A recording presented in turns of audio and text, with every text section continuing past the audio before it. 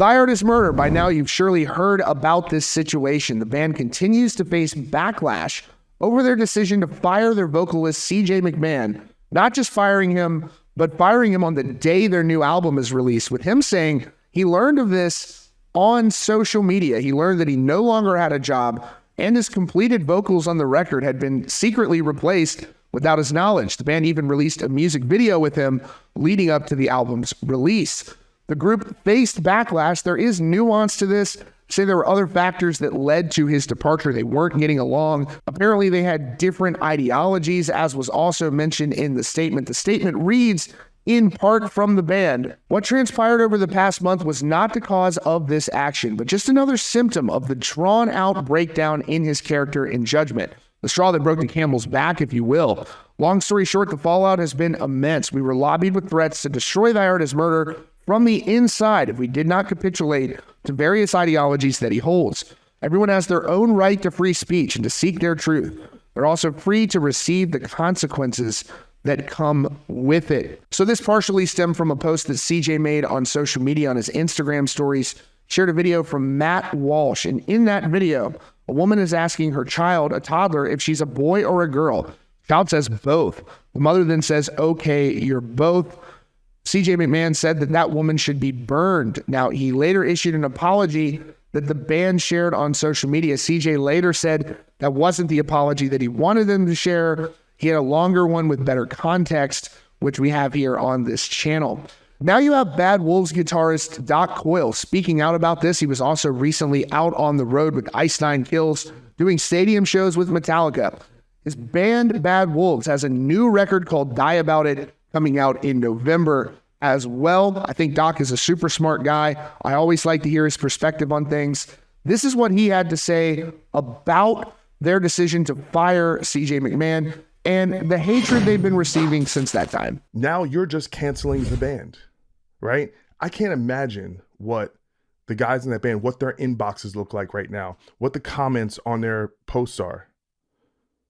And it's probably shit like, you guys are pieces of shit. I hope you die. You're nothing without the singer, blah, blah, blah, right? Because I went through that. And it's like, so you're saying if I'm in a band, or there's 5 people in a band, and we don't want to be in a band with X certain member, we're not allowed to make that decision? You get to make that decision for us. We have to be around someone we don't like because the anti-woke mob is going to come cancel us. Like, people are not thinking. They're just reacting. And there's so little empathy for the other people. These are people have to live.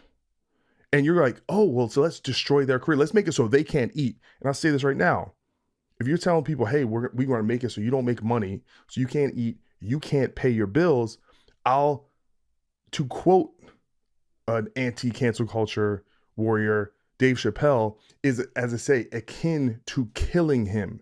Killing a man when you take away his right to earn a living, or a woman for that matter. So there's hypocrisy built into it. It's groupthink, and you don't know all the details.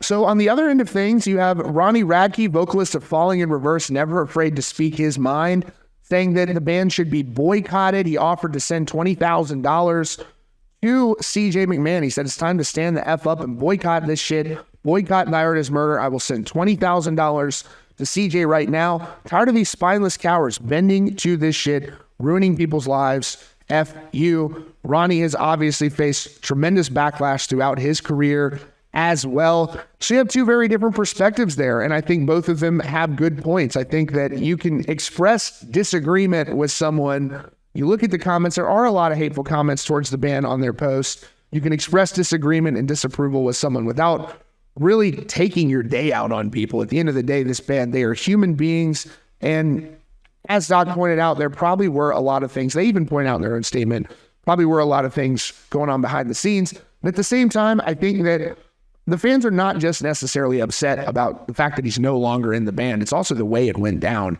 It could have been done better. There had to have been a better way to have done that, where you find out the day the album comes out.